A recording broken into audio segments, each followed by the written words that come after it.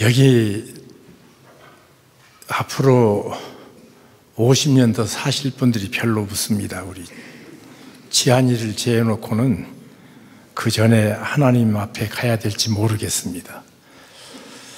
그런데 만약에 하나님께서 10년의 세월을 내게 준다고 확실히 말씀하셨다면 여러분은 여러분의 생애를 위하여 어떻게 계획하고 어떻게 정리하면서 삶을 사시겠습니까?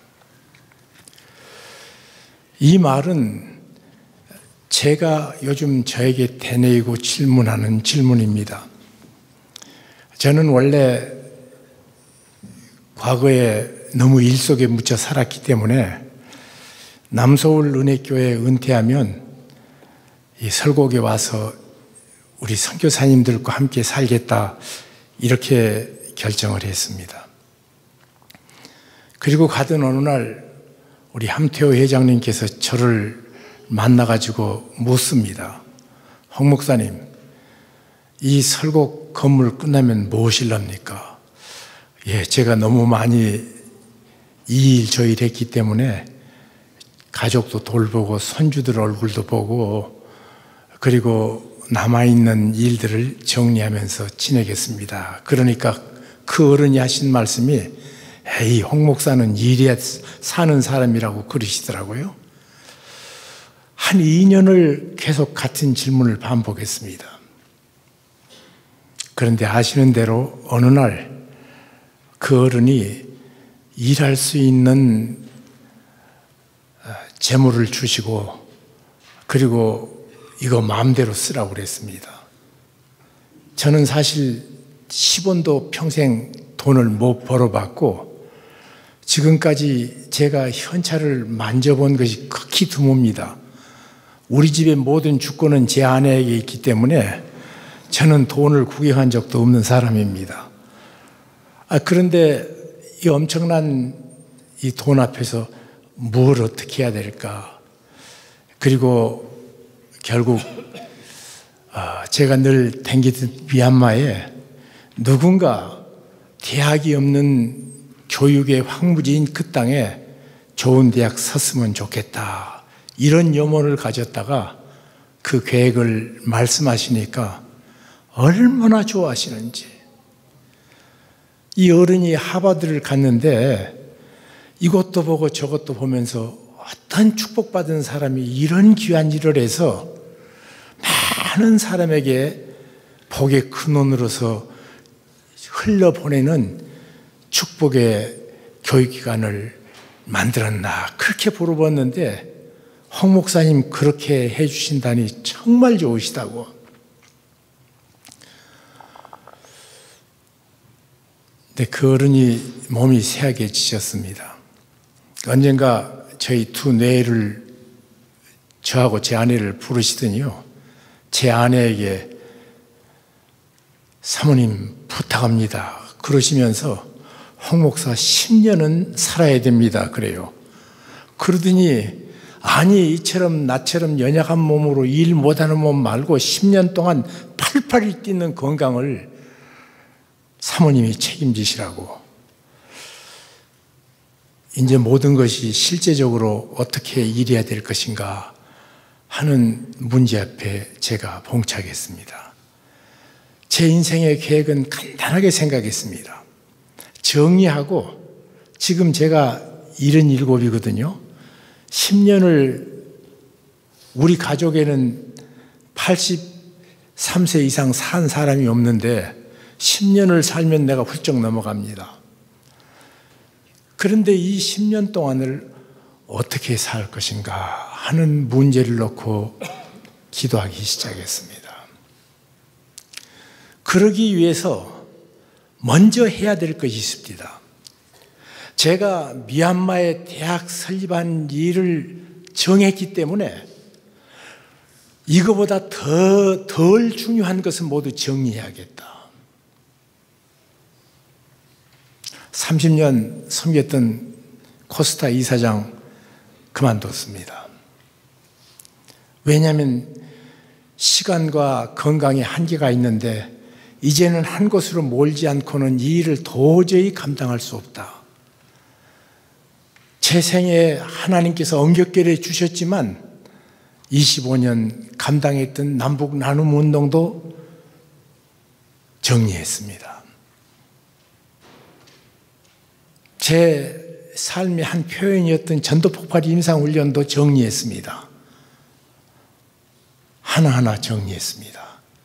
요즘은 제가 7년 섬긴 전주대학을 누구에게 넘겨줘야 되나, 그것을 위해서 기도하고 있습니다.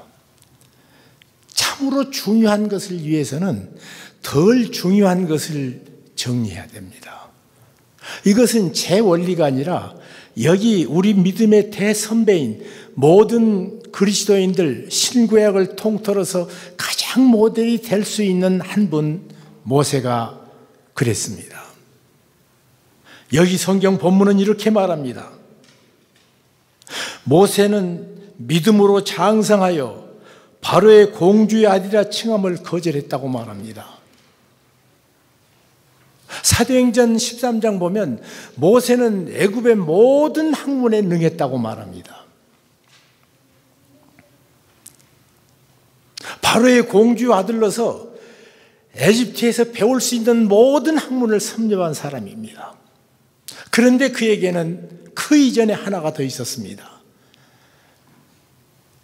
친어미임에도 불구하고 유모로서 들어와서 공주의 아들로 있을 적에 자기를 젖꼭지를 물려서 키워주면서 이스라엘의 신앙의 역사를 가르쳐 주었던 어머님의 가르침이 그 속에 살아 있었습니다. 그리고 40년 지났습니다. 두 갈래길에 그가 섰습니다. 자기 백성의 실제를 보게 됐습니다. 그리고 어떻게 내가 인생을 살아야 될까 결정할 적에 오늘 성경 본문은 바로의 공주의 아들이라 칭함을 거절했다고 말합니다. 여러분, 거절하는 믿음, 아니, 믿음은 거절할 것을 거절하게 만듭니다.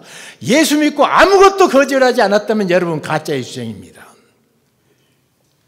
그 전에 자연적으로 태어났던 그것을 그대로 유지하고 있는 것은 신앙 아닙니다. 그래서 성경은 말합니다. 복 있는 사람은 누군가? 악인의 꾀를 쫓지 아니하고 악인의 꾀를 쫓는 것을 거절하고 죄인의 길에 서는 것을 거절하고 오만한 자리에 조금만 잘 되면 오만방자한 오만한 자리에 앉은 것을 거절하고 사랑은 뭡니까?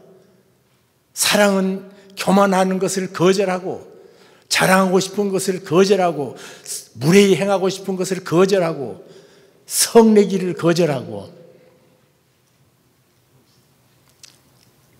믿음은 우리로 하여금 내 삶의 확실한 사건 앞에서 태도를 결정하게 합니다. 그가 바로의 공주의 아들이라 칭함을 거절했다고 했는데 뭘 거절했습니까? 그의 엄청난 지위입니다. 유대사가 요세푸스라는 사람은 역사에는 없는 얘기입니다만 유대사기에 쓴 것을 보면 모세의 얘기를 쓸 적에 바로에게 그 시대에 혈육이 없어서 공주의 딸을 후계자로 내세웠다 하는 얘기가 있습니다. 그러나 이것은 실제로 그랬는지 안 그랬는지는 저는 잘 모릅니다. 그렇지만 그것 그만두더라도 모든 사람이 부러워하는 애굽의 왕족, 정승이 됐다 할지라도 다음날 왕이 그만두라 그러면 그만둬야 되지만 바로의 공주의 아들이라는 이 신분은 누구도 빼앗아갈 수 없는 신분입니다. 그런데 그는 그 높은 신분을 거절했습니다. 나이가 오래 살다 보니까 정치계에서 일하는 분들도 덜어 압니다. 그런데 날고 긴 사람도 현직에서 물러나면 아무것도 아니더라고요. 참 그것이 우리 대한민국 대통령 역사를 봐도 그러죠. 아무것도 아니에요. 그런데 공주의 아들이라는 것은 사임도 안 되는 자리입니다. 그 권력이라는 것은 얼마나 위대한 매력이 있는지, 하여튼 권력을 잡기까지 이르락 물고 싸우지 않는 사람을 제가 잘 못 봤습니다. 독일의 위대한 인물 가운데 비스마르크라는 정치가가 있습니다. 그가 수상이 되었을 때입니다. 어느 날 자기가 원수의 제복을 입고 길가에 나갔더니 모든 사람이 자기를 향해서 머리를 숙이고 박수치고 환영하고 환호하는 것을 보았습니다.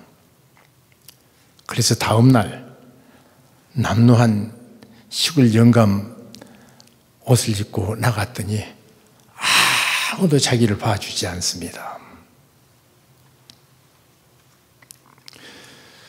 그래서 또 다음 날 원수 제복을 입고 갔더니 사람들이 만세를 부르며 그를 환영합니다.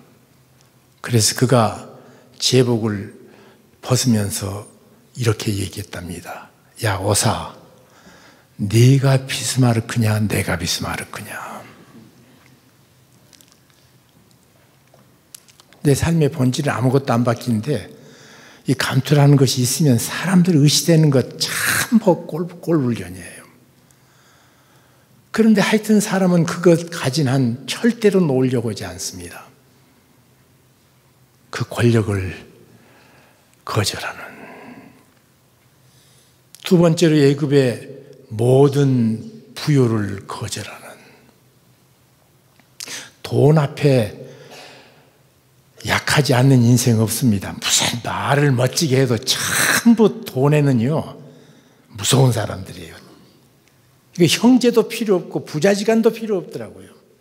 뭐 예수 믿는 장로는 더 또 우리 장로님들 많이 왔는데 말로는 멋지게 해 또. 그런데 실제로 뭘 하자 그러면 돈 문제가 걸리면요 전부 등을 돌리는 것이 모든 사람이 본능적으로 갖는, 이건 누가 나쁜 것이 아니라 타이틀은 문제 아니잖아요. 목사도 똑같습니다.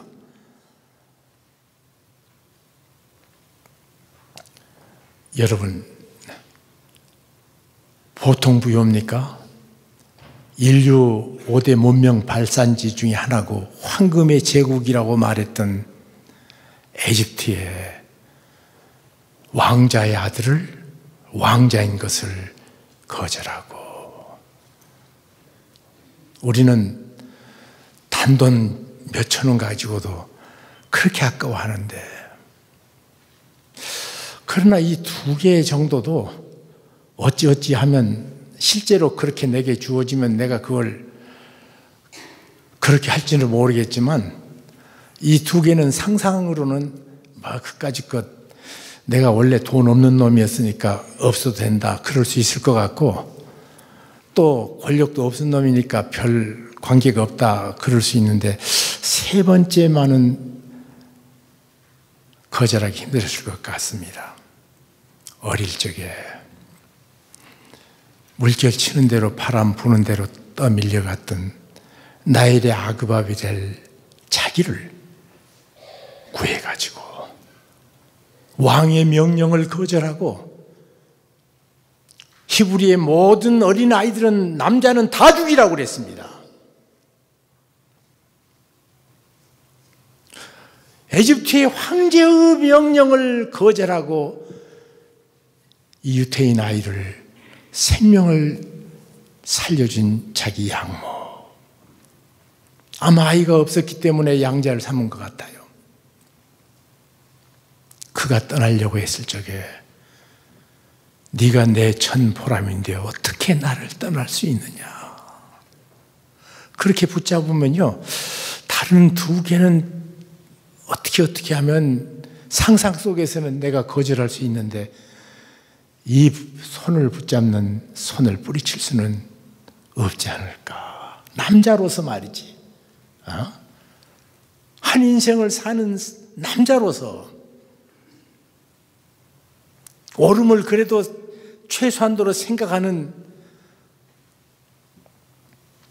정의감을 가진 인간으로서 은혜를 뒤로 두고 배반자의 낙인을 받은 채 떠나야 되는 모세, 거절했습니다. 사랑하는 성도 여러분, 우리가 살고 있는 삶에 흘러가는 날마다의 단면 속에서 그것이 습관이든지 그것이 인정이든지 그것이 소유든지 그것이 세력이든지 간에 믿음으로 살기 때문에 버려야 된 것이 무엇이었습니까? 뭘 버리셨습니까? 이거 안 버렸으면 진정한 믿음의 사람 아닙니다.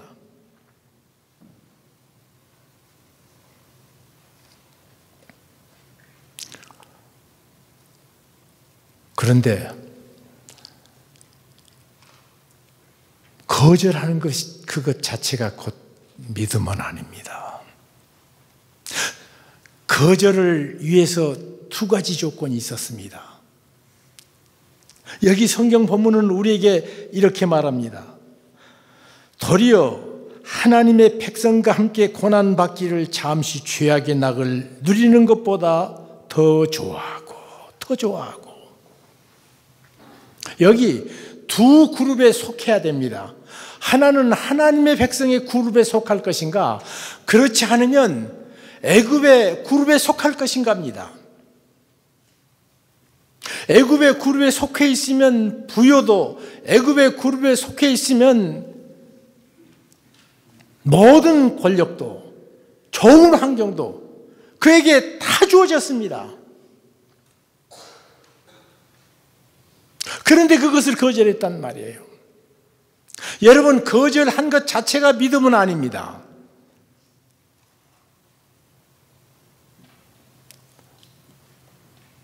거절했으면 역으로 취해야 되는 것이 반드시 있습니다. 저희 젊었을 때입니다. CCC에서 학생들을 가르치는데 언젠가 CCC에서 지육부라는 부서에서 하용조라는 젊은 청년이 발표하기로 됐습니다. 그런데 이 친구가 안 나왔어요. 그래서 할 수 없이 제가 대신 나가서 땜통으로 강의를 모두 끝났는데 그때쯤 왔습니다. 왔는데 여기다가 이렇게 붕대를 메고 왔더라고요. 무슨 일이냐 그러니까 시골 내려갔다 오는데 그때 당시에는 참 놀이가 없었습니다. 우리 대학교 다닐 적에도 놀러 갈 데가 없어서 기껏 가는 것이 백운대 가고요, 도봉산 가고, 그것이 놀이였습니다. 그런데 또 아이들은 남 골탕을 먹이는 오물 위에다가 가볍게 함정을 만들어 놓고 사람들이 발에 빠지면 멀리서 박수치고 좋아한다든지요.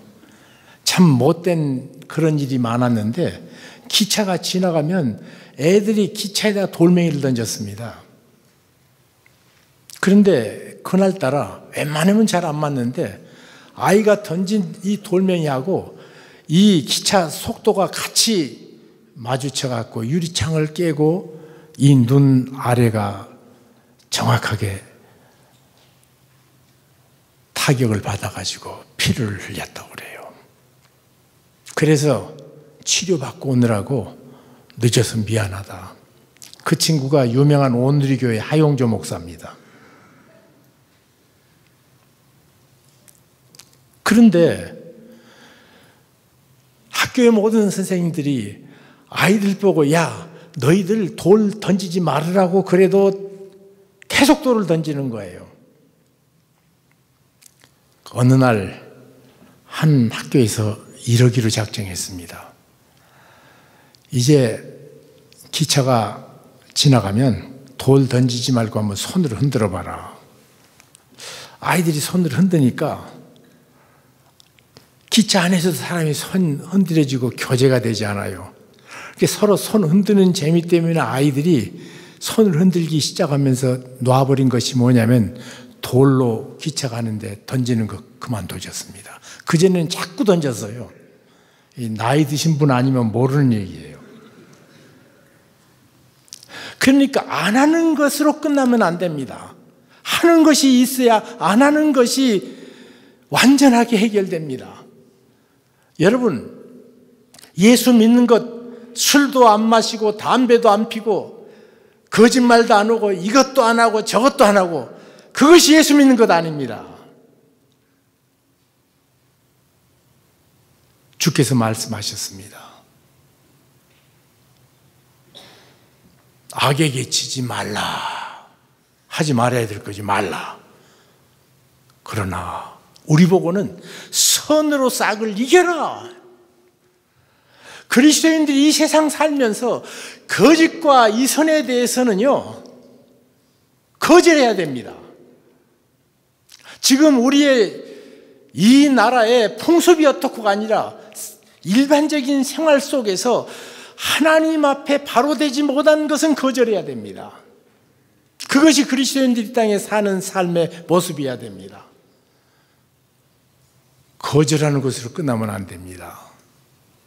선으로서 악을 이겨라. 악착 같다는 말은 있는데 선착 같다는 말은 내가 못 들어봤어요. 그게 선을 한다는 사람은 기껏해야 남에게 피해 안 주는 걸 선으로 생각합니다. 아닙니다. 적극적으로 선을 추구해야 됩니다. 어떤 어른이 심장병 아이들을 돕다가 크게 고통을 당하셨습니다. 그런데도 그 어른이 계속 다음에 하셨다고 그래요. 제가 그 얘기 들으면서 아니 그렇게 고통 당하시면서 왜 그 일을 계속 하셨나요? 그러니까 그렇게 좋은 일을 한 번 했는데 어떻게 중도에 그만둘 수 있냐. 이게 바로 선입니다. 좋을 때만 좀 하고 싫을 때 내게 손해날 때 그만두는 것은 선 아닙니다. 주께서는 또 말씀하십니다. 원수를 미워하지 않는 것으로 끝나지 않고 원수를 사랑하고 위하여 기도하라.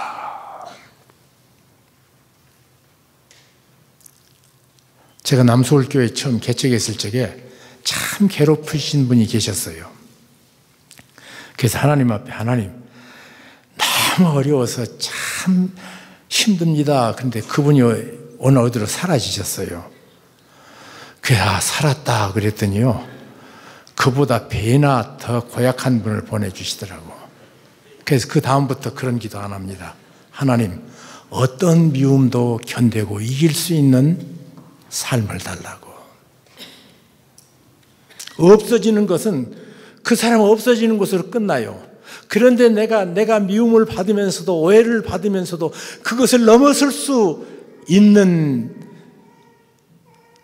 축복의 삶으로 바뀔 적에, 그래서 방금도 얘기했지만 40년 목회하면서요, 우리 교회에서 여기 장로님들이 모두 증인입니다.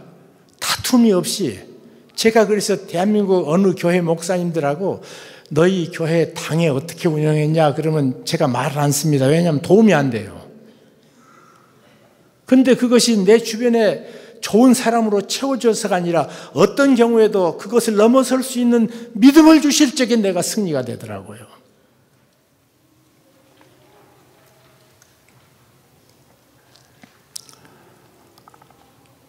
하나님의 사람 모세는 그러면 무엇을 선택했는가? 하나님의 백성과 함께 있는 것을 좋아했습니다. 이 세상 살아갑니다.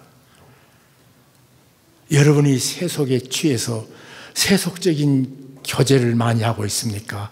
그렇지 않으면 신앙이들끼리 모여서 선을 사모하고 하나님의 아름다움을 드러내고자 하는 사람들과 옆에 같이 있습니까?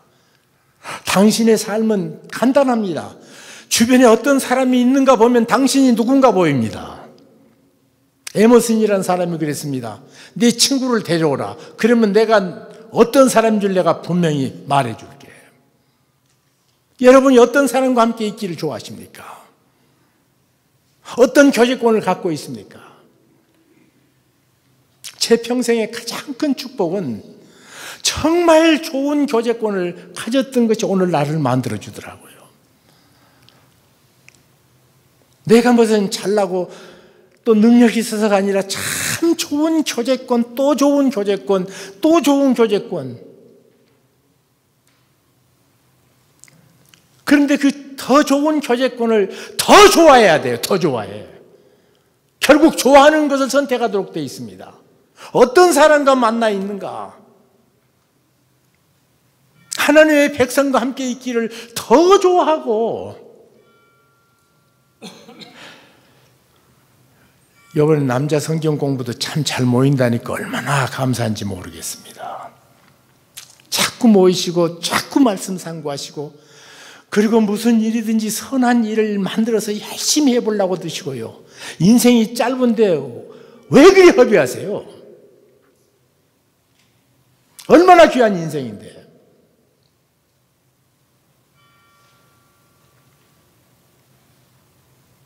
하나님의 백성과 함께 있는 것을 더 좋아하고, 그리고 그리스도를 위하여 받은 수모를 애굽의 모든 보화보다 더 큰 재물로 여겼으니, 하나님의 백성과 함께 당하는, 우리 주님을 믿기 때문에 당하는 손해를 애굽의 보화보다 더 큰 보상으로, 축복으로 여겼다.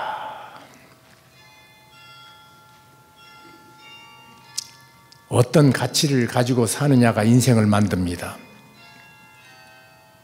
오늘 여기 와놨으니까 얘기합시다. 자주 오는 임만우 장로, 지금도 창조문해라는 문해지를 발간하면서 1,000만 원 내의 손해를 매달 봅니다. 그 친구 되게 구두쇠거든요. 정말 돈 자기를 위해서 안 씁니다. 그래서 그 책을 만들려고 들 적에 내가 만들지 말라고 그랬어요. 왜냐하면 옛날에 빛과 소금이라는 잡지를 하용조 목사가 만들고, 형님 나 몸이 아파서 영국과 저한테 맡겨서 3년을 제가 해봤거든요. 세상에 못할 것 잡지 만든 것입니다. 그 원고를 모으는 것도 힘들고요. 모으는 것뿐만 아니라 또 그 원고를 누구한테 부탁했는데 마지막 날 들어왔습니다.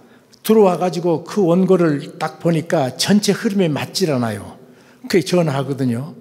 교수님, 조금 원고가 너무 길고 그러니까 조금 줄일 수 없습니까? 그러면 내 쓴 글은 1.1획도 제하면 안 돼. 그분이 성경을 알았던 것 같아. 성경은 1.1획도 손대면 안 된다고 그랬거든요. 하여튼 이제 인쇄를 지금 인쇄소에서는 기다리고 있는데, 내가 그걸 3년이나 겪었기 때문에 하지 말라고 그랬어요. 그래도 내더라고요. 그래서 몇 번 내다가 말겠지. 왜냐하면 이 녀석 돈 되게 아끼니까 손해나는 거 보면 안 될 거야. 한 몇 달 내길래 불러갖고 매달 손해나지. 그렇다고. 이거 끝날 때까지 이익 절대로 안 난다고. 그만두라고. 그런데 계속해서 20년 됐거든요. 그래서 제가 10주년 때 축사해달라고 그래서 그랬습니다. 우리 임만우 장로 참 귀하다. 돈보다 더 귀한 가치를 붙잡고 사는 인생 행복하다. 우리가 갖는 거 기껏 돈이에요. 돈보다 더 귀한 가치를 붙잡아 오셨습니까?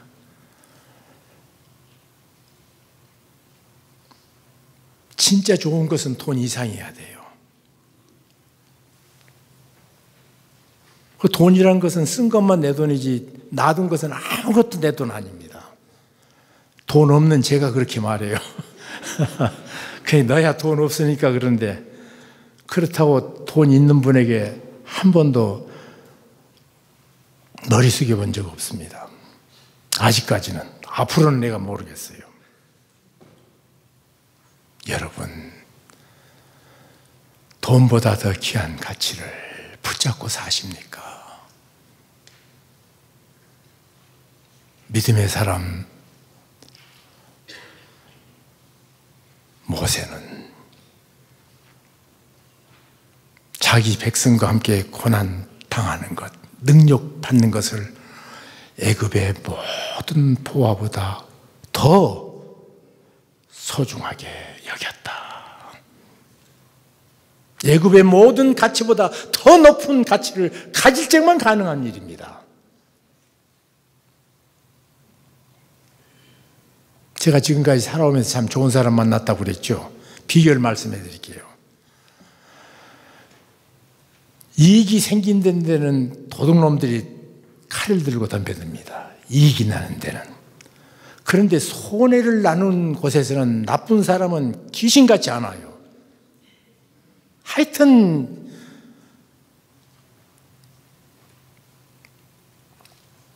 그런데 손해보는 일을 하고 있으면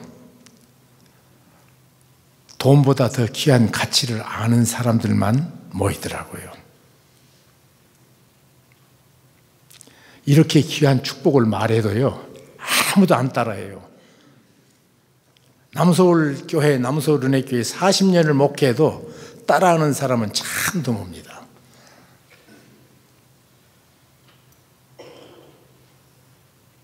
여러분, 뭘 붙잡아야 된다고요? 하나님의 백성들과 함께 있는 것을 내가 선택해야 됩니다. 하나님의 백성들이 있지 않는 곳엔 가지 마십시오.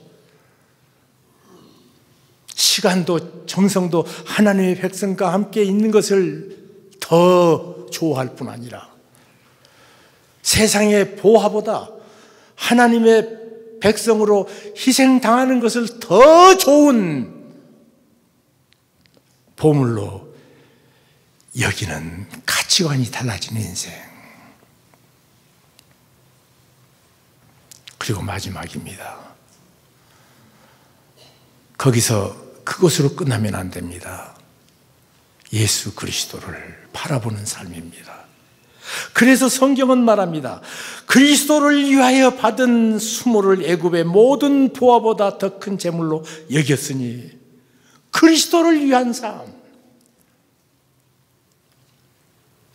마지막으로 내 인생 전체를 옳고 그름을 진정한 가치 있게 살았는가 살지 못했는가를 판가름해 주시는 그분이 그 어느 날 상 주시는 그분 앞에서 그분을 바라보고 삽니다. 여러분 힘들고 어려울 때 있습니까? 주님이 그렇게 하셨습니다.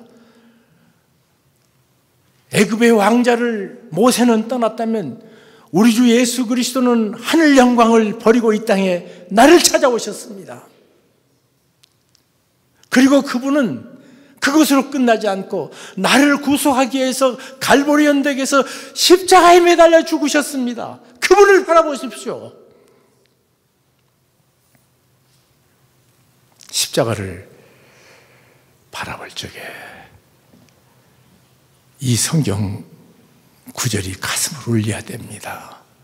하나님이 세상을 이처럼 사랑하사 독생자를 주셨으니. 옛날 그거 다 마스터해서 지나갔다고요? 아닙니다. 그 말씀 묵상하면서 내 마음에 물기가 젖지 않으면 이 말씀의 진미를 모릅니다. 내가 아무것도 없다고 생각할 적에도 아들을 아끼지 아니하시는 하나님의 사랑 앞에 서면 나는 부자입니다. 내가 오해받을 때도 나를 위해서 그 모진 오해를 다 감당하신 우리 주 예수 그리스도의 은혜를 생각하면 그까지 오해는 아무것도 아닙니다. 그리고 마지막, 그분은 내 인생을 잘했다 칭찬합니다. 내 친구 윤기라는 분 언제 한번 얘기한 것 같은데, 고지연에서 태어나가지고 7살 적에 자기 관리로 부임하는 아버지와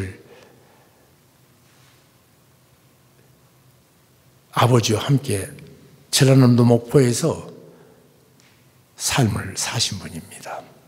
거기서 거지대장 윤치호라는 분을 만나가지고 불황자들 모임을 만들어서 공생원이라는, 모두 함께 산다는 공생원이라는 이름으로 이 땅에 고아들을 섬겼습니다. 해방됐는데도 사랑하는 남편을 두고 갈 수가 없어서 한국에 그대로 남았습니다. 쪽발이라는 얘기를 등에 바가지를 써도 내리치는 피를 피할 수 없는 것처럼 그 비난 속에, 멸시 속에 남편과 함께 고아를 데리고 살았는데, 자기 남편이 6.25 때 아이들 먹여 살리기 위해서 식량 구하러 갔다가 실종이 되어서 아직까지 오지 못하고 있습니다.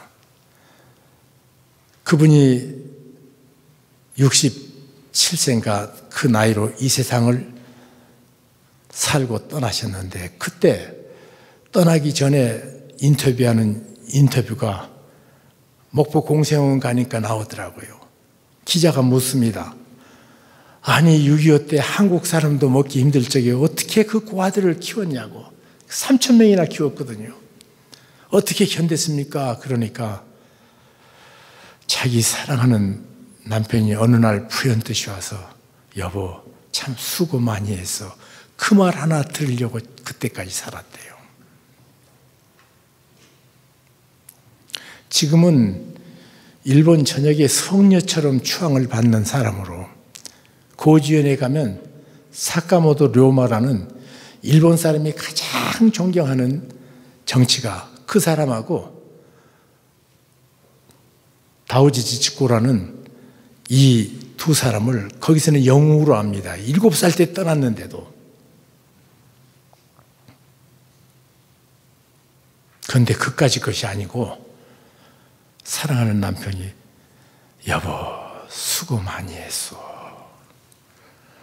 우리 평생 끝나는 어느 날 주께서 2가지 말하십니다. 착하고 충성된 종아. 그리고 또 한 말이 있습니다. 악하고 게으른 종아. 모든 인생에게 주는 말은 딱 2개입니다. 내가 보는 성경 그렇습니다. 여러분, 상 주시는 주님, 상 주시는 주님, 모든 것을 확실하게 최고의 권위이신 그분께서 인정해 주시고 사랑으로 영접해 준 그날, 나를 위해서 준비되어 있는 축복, 내가 선한 싸움을 다 싸우고 달려갈 길을 마치고 믿음을 지켰다. 사도 바울의 고백, 우리 모두의 고백이 될 때 믿음이 실제로 내 삶에 놀라운 능력으로 계속 역사할 줄로 믿습니다. 믿음은 거절할 것을 거절합니다. 믿음은 붙잡을 것을 분명하게 붙잡습니다. 그리고 그것은 마지막에 우리 하나님 앞에 영광과 존귀의 축복을 누리는 내 생애의 결말을 허락해 줍니다. 기도하겠습니다. 주님, 감사합니다. 은혜 베푸시니 감사하고, 오늘도 우리가 믿는다고 떠들고 믿는다고 말하면서 내 생각과 내 입술의 언어밖에 믿음이 없는 이런 시대를 사합니다. 그래서 주께서도 말씀하시기를 너희 중에 말세에 믿는 자를 보겠느냐 말씀하셨습니다. 주여, 거절할 것을 거절하게 만든 이 믿음, 붙잡아야 될 것을 놓치지 않고 꼭 붙잡는 믿음, 오늘 내게 허락하여 주옵소서. 예수 그리스도 이름으로 기도하옵나이다. 아멘.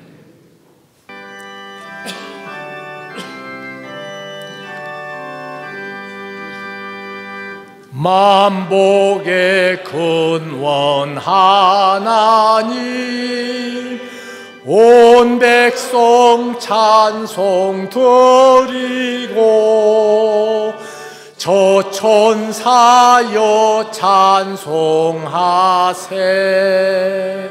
찬송 성부 성자 성령.